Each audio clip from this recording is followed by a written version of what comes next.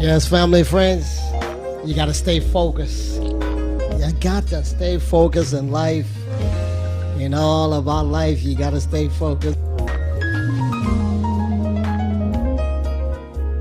Hey, family, friends. Man, I'm telling you, I hope you got your young folk, grown folk, in between folk tuned in today. I got a special young guest here in the studio with me. And let me see how I can introduce him. On your mark, get set, go. Oh my goodness. Well, Mr. Malik Richard. I graduated Suffolk University there in Boston, Mass. Blessing us with his presence here. And if you don't know, Suffolk University offers a wide range of the undergraduate, graduate, and law degree programs with real world experience at their core. Hey, it's a great school to be here. And I tell you, there was a beautiful speech that he did. And I want y'all to listen to this as he represented Anguillan properly way over there in cool country, University of Boston, Mass. So here we go, okay? Now, on your mark, get set, go. We have finally arrived to our RAM Olympics. Acting Provost Sebastian Royal, Dean O'Neill, special invited guests, friends, family, and my fellow classmates, a pleasant good morning. It brings me great joy to be representing you on one of the most special occasions of our lives. About 4 years ago, the race began to actualize our dreams. But for some of us, our race might have started more than 4 years ago, perhaps in a different country or at a different school. My race started in Anguillan, on an island measuring only 35 square miles with a populace of only 15,000. My race never started on a smooth track. There were many hurdles to overcome, in fact. You see, I was never taught to dream big. There was no measure for what big was, so I struggled to envision it daily. But little did I know that in order to find that big, I solely had to come to Suffolk University.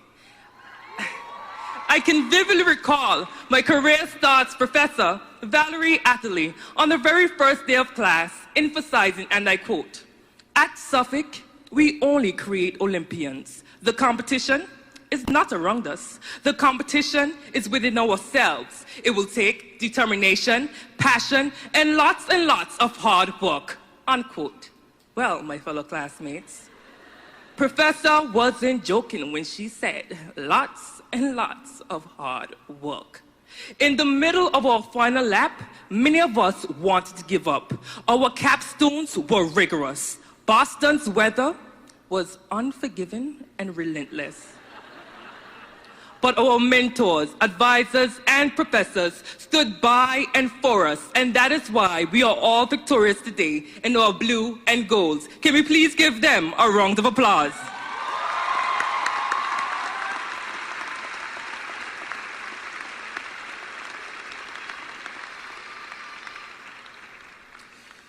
You see, the beauty about Suffolk University's arena is that the rules are clear. We understand, and yes, we demonstrate that diversity and inclusion are gifts and not penalties that disqualify members within the community. We understand, and yes, we demonstrate that individuals and groups are free to hold their own philosophical and religious beliefs without being persecuted and without imposing those beliefs upon others. Suffolk ensures that we are equipped with every resource necessary to become experts in both technology and interpersonal relations, where we learn to bridge the gap between love for devices and love for people, which enables us to accept each other's differences to support advancement and development. Oh, at Suffolk, We are so privileged to be exposed to a work and play environment that nurtures our individual wants and needs with the ultimate aim of creating well-rounded individuals with an insatiable passion for life, success, and happiness.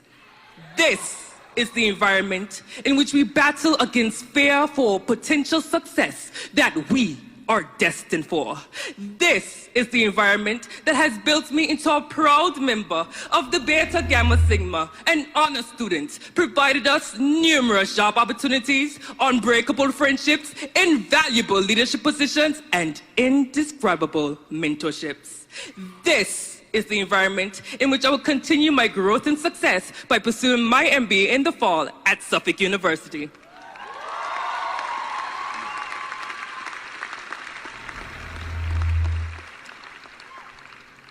My fellow classmates, I know you may still feel as though that the race is never ending, or that the hurdles are still too high for you to overcome, or that the baton is taking forever to reach to you. My mom and dad always reminded me that, Malik, your goals come at a cost. And no, they weren't talking about tuition. Well, hopefully not. But they say that your goal comes at a cost of your sweat, your patience, your sacrifice, and yes, your sleep. So whenever you feel like giving up, always remember why you have started.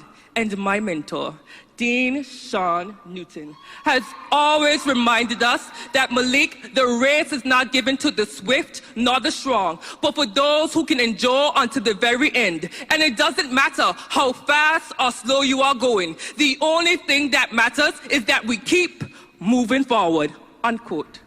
Class of 2019, these words of encouragement has reminded me that sometimes in life, we may start off on the wrong leg. However, it is okay to take water breaks and ask help until we find our rhythm back. It has reminded me that it is necessary to focus on being slow and steady. My fellow classmates, I want to leave you with a secret. In this race of life, not every spectator is going to cheer for you. Not every spectator is going to want you to win. But that is perfectly okay.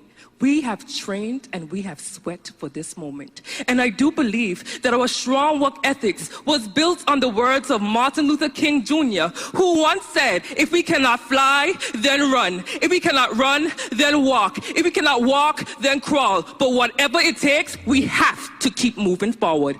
Unquote.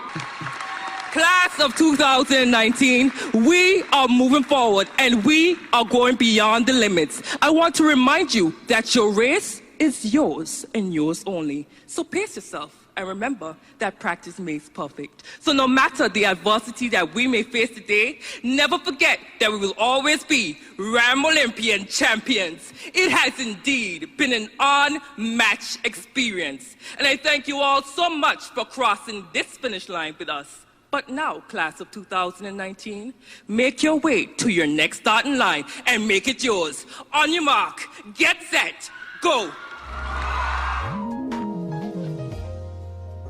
Well. I'm gonna tell you, man, woo, what an introduction right there. That was Mr. Malik Richard there. Hey, welcome to the studio. How you doing this morning? I'm doing great, thanks.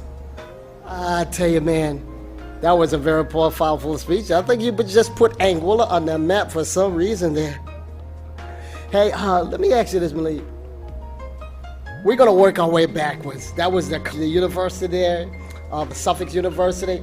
Let's work because you got a lot of different listeners here. We got young folks and everybody here. And in between, folks, what was your transition from being locally in Anguillan, going to school, and then your honors here, that transition to college? And how did you know that that was a college you're going to go? Because there are a lot of different colleges out there, right? And you're going to pick from anyone. So how you transition from Anguillan going out there to Suffolk? Well, I would definitely say my journey here in Anguillan have definitely prepared me thoroughly to pursue my career goals in becoming like whatever undergraduate degree that I wanted to pursue at that time. I do believe that the sixth form program helped significantly because transitioning from CSEC to CAPE, it is definitely something that is like a big jump per se, but it teaches you discipline, it teaches you to be determined, it teaches you that sometimes you have to put your best foot forward. So throughout my process in the sixth form program, I was able to rediscover myself, know some strengths and weaknesses. And as a result, choosing a school was definitely something that was difficult. Had many options, but the reason why I chose Suffolk University simply because it had a law school, it had a college of arts, and it had a business school. And I still had a dream of becoming a lawyer. So I said, you know what, I have the opportunity to not rush myself, but to take my time, grow, discover what I want to do. And ultimately that what led me to the decision because it was a 3-in-1. So yeah. Great. So, guys, here sometimes I see guys go to the fifth form and they stop. And then there's like a last in between and they just don't go on to the sixth form.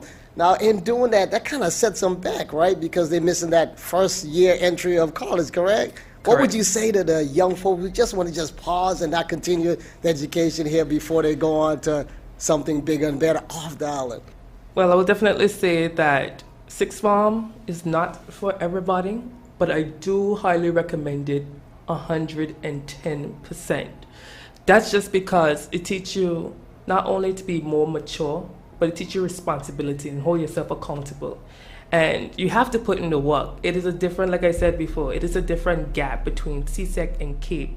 So you really know your strengths when you go into the CAPE segment. And I do believe that, everybody should go to CAPE just because it will give you that rigorous process. So when you do transition to college, it will seem like a breeze because I do believe that our education system is still unmatched, even coming from Suffolk University. Wow, say that again, say it again. I said I do believe that our education system is unmatched, even, recently graduated from Suffolk University. And I agree with you 100% because when I transitioned from the British way of learning to the American way, it was like night and day, true and false. We are accustomed to the extensive things here where they put us through the vigorous training. And when you get there, it's so easy. Then you see the guy struggling, I'm like, I can help you with that. Speaking about that, how was your student life? Student life on board campus, living there. And you're from a totally different culture. I'm sure there wasn't a lot of Caribbean people there. Maybe it was a clique. How was your student life? Because you seem like a very energetic, outgoing person, and it's good to be able to bond with the folks. So how was your student life coming from the island? You got there, the Suffolks, you don't know nobody. And how did you get into that student life on board campus? I definitely started back at home. I was always involved in many club activities. And I promised myself, okay, Malik, when you go to college, you're just going to focus on schoolwork. You're not going to do the extracurricular activities. But they say once a leader is always a leader. And I found myself in situations where I was given opportunities to be like presidents of many organizations, such as Fundamental Brotherhood Society and the Caribbean Student Network. And I do believe that I was very active on campus. And that's just because I'm a very active person in Angola. So we train ourselves to be well-rounded here at home. And although we place a high emphasis on academics, we also place a high emphasis on extracurricular activities because it's not what you know, it's who you know, and it's not getting comfortable in one area. So having that versatility gives you that dynamic aspect about you. So at school, I try to bring some of the Angola flair into the college, seeing that I was the only Anguillan up there. So it's like, you know what, we have to represent for us. We have to show them how it's done. And through my extracurricular activities, I found that you can never forget where you come from. And in my last year, I knew I wanted to do something dynamic or spectacular. And being a proud member, media manager for From Within Dance Company, I wanted to showcase what Angola talent is all about. So for the 30th annual fashion show, I was able to bring From Within Dance Company, who rocked Boston all the way. Who was involved in that? A lot of people was involved. A lot of parents gave trust in the company, Nicola McDonald, Amber Woodley, Karen Rouse. Miss nobody. No, I done started. But really, a lot of parents give that trust to the teachers to, travel from Anguilla to Boston. And yeah. Wow. My other question was involvement in alumni life boards and council, but you kind of covered that right there. And so, but what was the best one that, as far as alumni, the board and council being on that, what was the best thing that you can take away from that to share with folks who want to graduate, come in there? We talk about the young folks. What type of boards or council would you say the first thing they should probably get into? That's a very good question. There's just a plethora of boards that you can get involved in. But from my personal experience, it would definitely be the Caribbean Student Network. Because your culture. Because I'm cultured. There you go. Because I'm cultured. Okay. And the reason why I chose the Caribbean Student Network, I find that a lot of people forget where they come from when they go to either the US or the UK. And it's very important to stay true to our grounds and our roots. Right. And as a result of that, that is an organization where you want to keep the culture alive and even, demonstrate and, like you said before, give an opportunity to put Anguilla on the map. Okay. So that's my little bias, but I would definitely recommend starting a Caribbean Student Network or getting involved in the Caribbean Student Network. That's just because it will make you feel at home. Okay.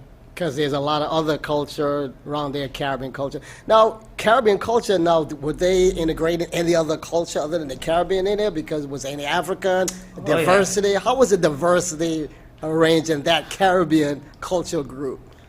Well, we have a term say that we're Caribbean by association. So many of the Africans would say, yeah, we're Caribbean by association. Like, my friend is from here, my friend is from there. So we accepted them as one. And the culture is definitely something that is not a high focus on, because as Caribbean people, we welcome everybody.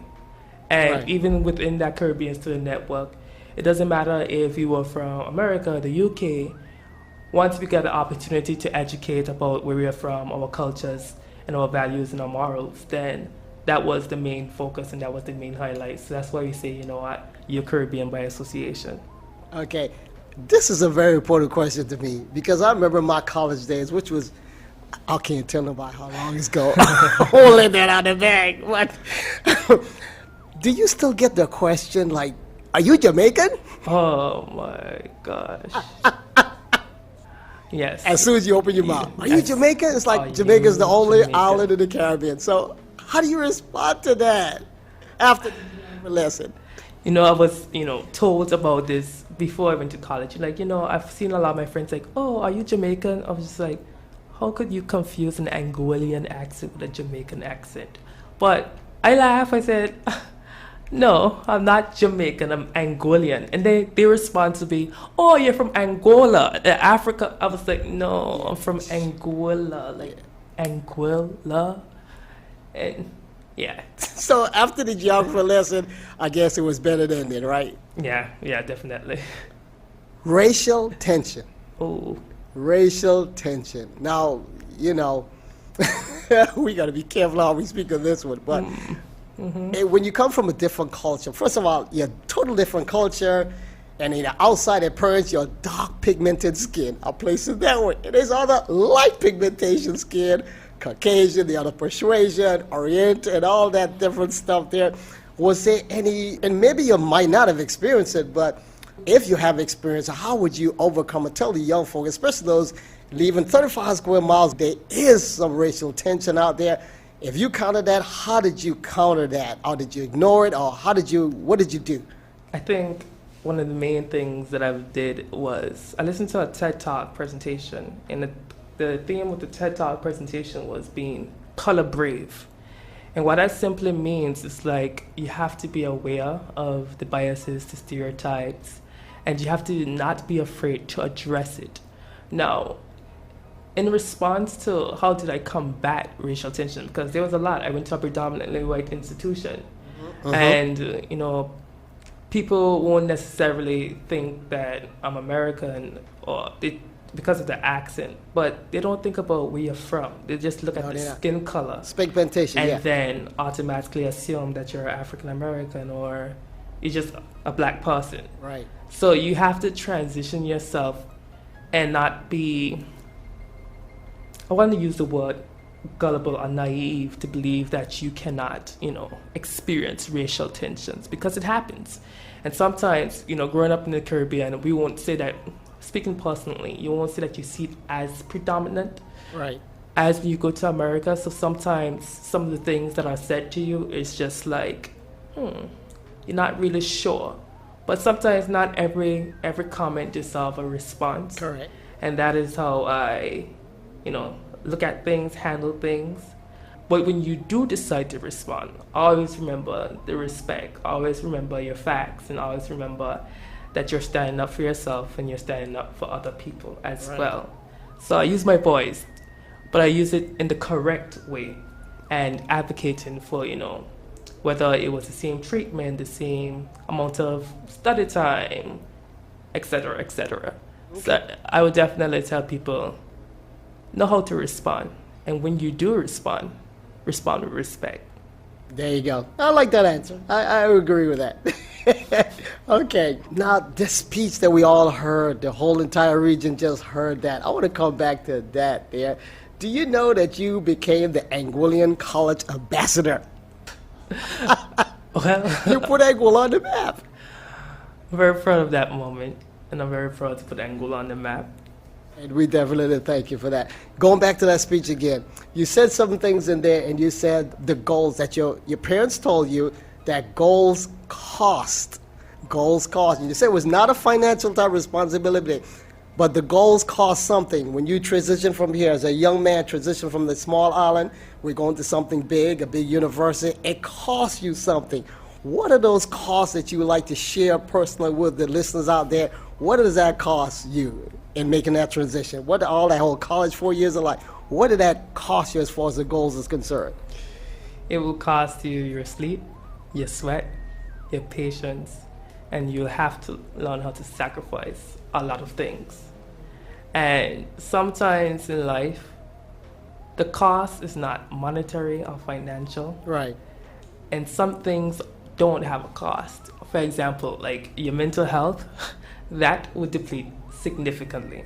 And there's no price, there is no value that can, match the power of your mental health or the importance of your mental health.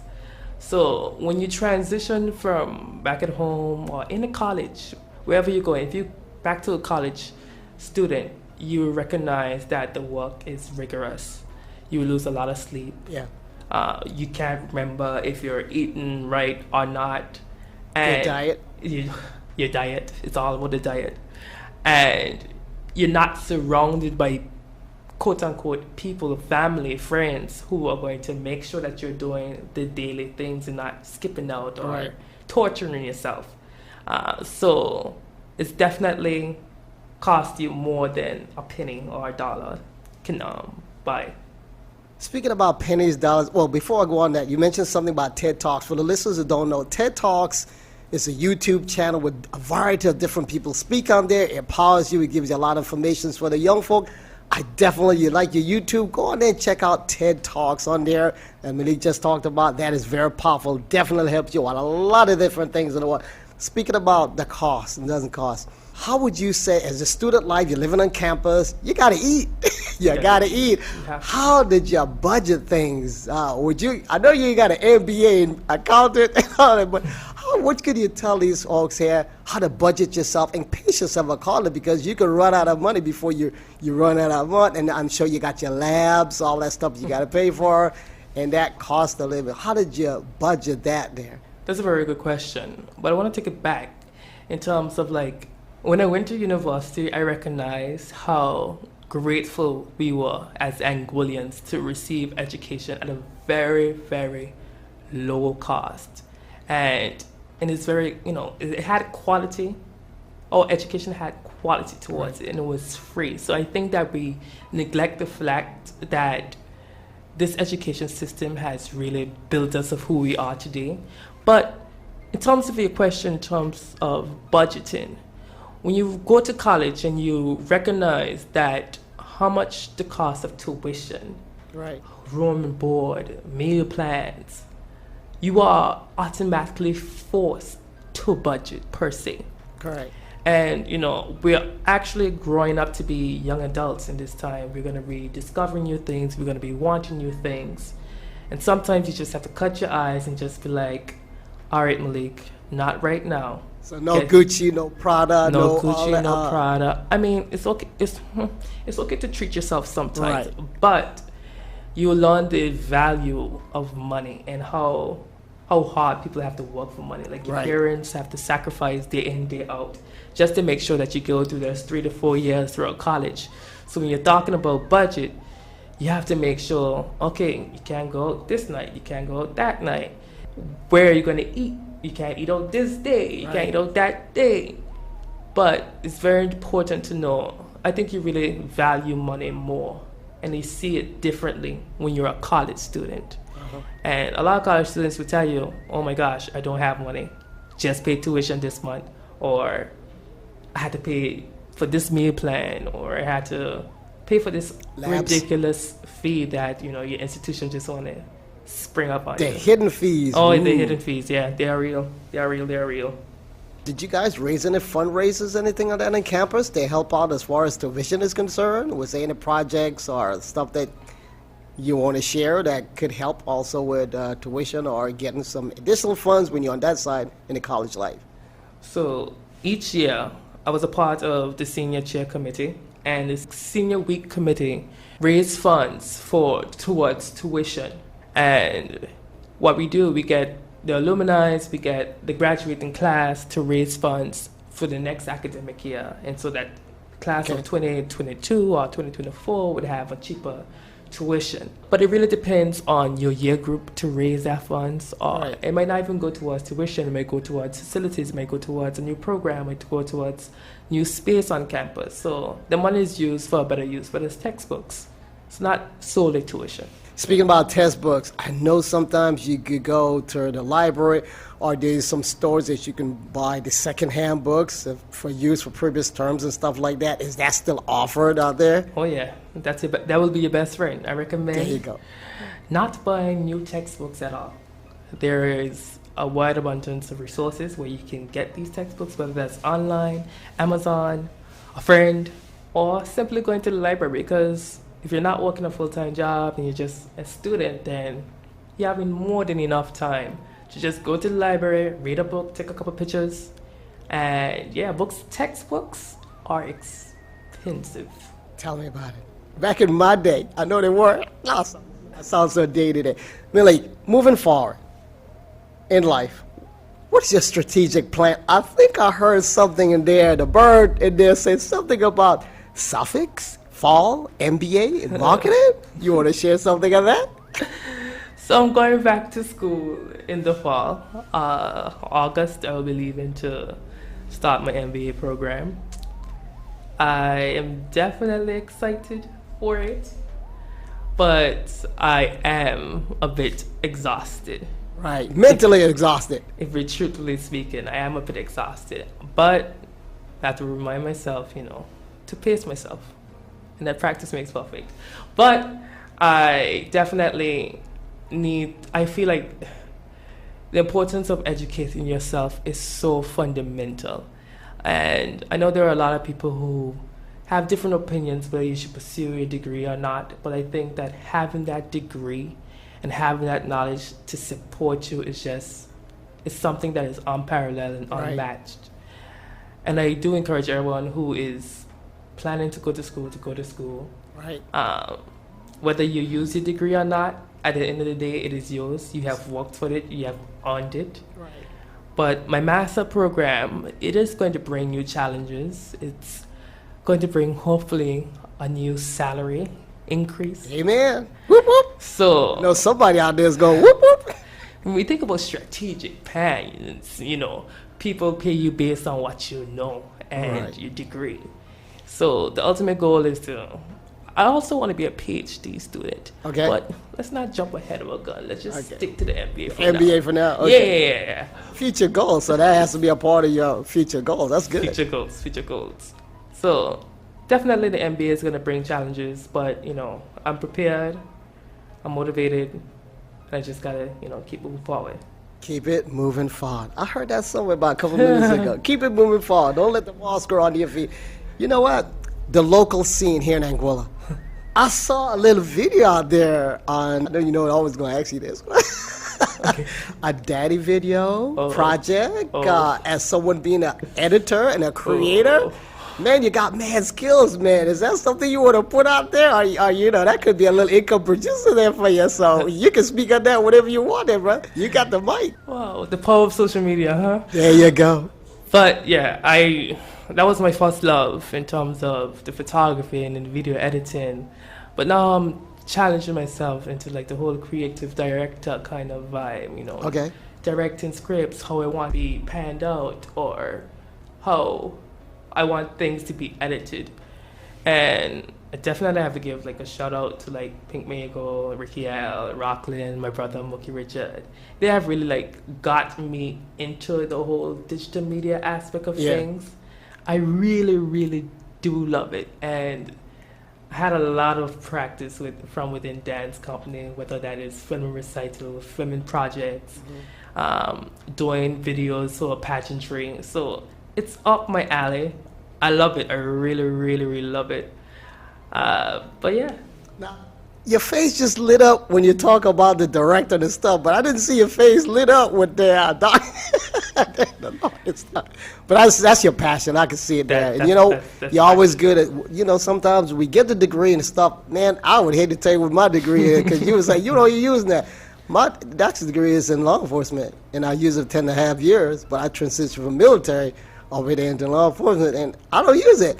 But it's good to have the knowledge, you know, and you follow your passion. It's all about that passion, what drives you. Anything you want to encourage the local youths? I know Anguilla, the world that's listening right now, because there's a lot of guys, I know your peers, you come back in Anguilla, some of them are still kind of sitting around, not doing a lot of things. And I know that can be very discouraging, because when I actually came back for myself, transitioned 35 years ago, and I'm like, you're still here doing the same thing, expecting a different result.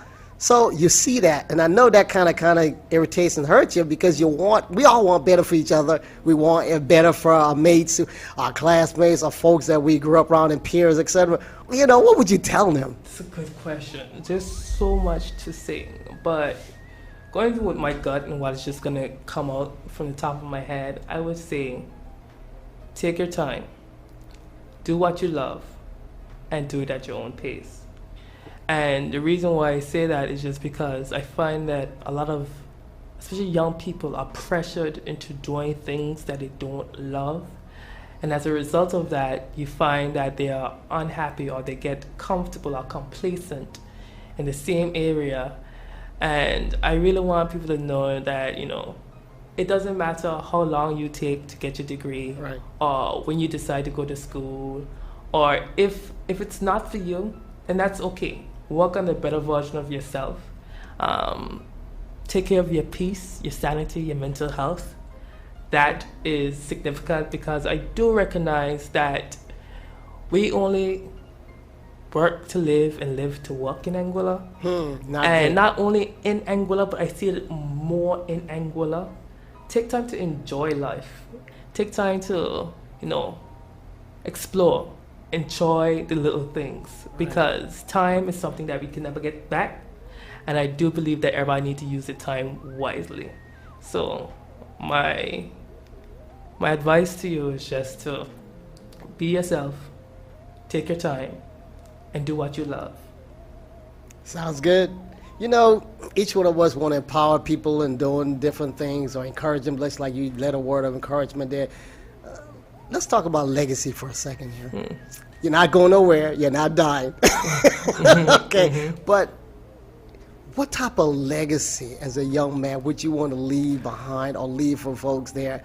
This is legacy now. This is something you did what you do. You had to do what you love, and you got the degrees, you got all that, and you got like you said, time is something. You could get another house, another car, another mate, another whatever, but you can't get back that time. What type of legacy would you want to leave behind, or say, you know, to encourage the people right now? That's a good question.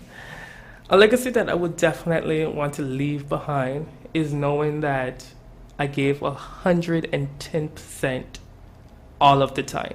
Right. And the reason why I find that this is very important, it speaks very highly of your determination, your character, and where you're going to go in the future. And I do believe that going at your own pace and going at your own time, it will teach you a lot about yourself, and you will know yourself inside out. Right. And you will not succumb onto the naysayers or the critics. There's a lot of them. There's a lot of critics and there's a lot of naysayers. But once you put 110% out, you will get that back in return. Right. And I do believe that energy breeds energy. And that simply means if you give a positive energy out, you get a positive energy in. Right. So in regards of the legacy, this is a loaded question because you always want to be remembered. And I know you're not, I know you say I'm not dying, but you always want to be remembered for something good. Right. But for me, I think I want to be remembered as the person who always give 110%. And sometimes, to be truthfully speaking, it may come off as overconfident, it may come off as narcissistic, but when you recognize where you've come from, right, and where you're going and where you want to be, the 110% is going to get you through every step of the way. Right. And you have to be determined, you have to be disciplined, and you definitely have to, trust the process, trust your gut, and go with it. Right. So yeah, 110% all the time. I feel, you're talking to a military guy, right? So when you talk 100%, that's all we do. We train 100%. Always train, always trying to achieve better than the last goal. When you achieve the last goal, you keep it moving forward because you shouldn't stay there. You should try and look forward. You have to keep moving forward, and you have to understand that not everybody will understand your grind or your hustle, but that's perfectly okay because it's your grind, it's your hustle. So if you want to give 110% in this project and the next project and the next project, then your work will speak for yourself, and you will know your worth, you will know your value, and you know what you're capable of, and you will know what you're not capable of. And don't look at your failures as defeats. Look at them as an opportunity to, come up with a new tactic and come back stronger. So that's how I do things. That's how I want to be remembered. And I think that's how everybody should want to be remembered, giving 110%, even on the smallest of projects. Sounds good. Well, talking about failures, you fail, you fall forward, and you keep it moving. I mean, that's a part of the process. Look at the lights around us. That was a failed attempt. Tom said, till he stumbled on it, the air conditioned. A black guy stumbled, so failed attempts could be someone's beautiful future or something that came. Malik, I want to thank you so very much for coming in with you. I want to read something that I shared this morning with my listeners, and it says, things that happen around you and things may happen to you, but the only things that really count are the things that happen in you. And L.C. Robinson said that there. That's from a newspaper article way before I was even born. And Les Brown also says that if you see the invisible, you can do an impossible. And the Bible says, greater is in you than that is in the world. So, hey, I wish you great success there. And thank you for coming in on here. Anything else you want to say to the people out there before you exit? Because I know I sucked all the energy out of you this morning. No, thank you so much for having me. And I really do enjoy, spreading the word, motivating people, inspiring people. Do what you got to do and do it for you. Right. And that's all that matters. Now, I know you got the social media thing out there. Do you want to wish any contact information? I know you got the video stuff out there. I don't know if you're pursuing that or maybe just a little hobby thing. So I'll leave it up to you. If anything you want to say on that aspect, I'm trying to get your pay. It's just a hobby. Just a hobby. Oh, okay. I look at it as like coming to projects, coming to work, giving back. Sometimes if you have the talent, just give it back. It's not about the fame. It's not about the money and the cost. Just do what you love. Well, when you're doing what you love, you're doing to help people. The monetary effect of that is actually, a little bit of ching-ching if someone would have blessed you. So y'all want to bless the brother, okay? He's got some video editing skills and also production stuff. Bless the brother, because he got to have a tuition. The man is going up for his MBA. So, hey, I'm trying to help him out there. So I appreciate you coming in, man. And God bless you and everything. But definitely keep you in prayers, because I know leaving the island, going out there, and there's a lot of stuff that can come, So, Father God, thank you right now. Bless this young man for coming in the studio this morning. Keep him and protect him, everything he do. Bless his hands. Give him the knowledge. You said in your word, everything we speak, ask for wisdom, and you continue to get it. In the name of Jesus, amen. Thank you for coming, brother. Thank you for having me.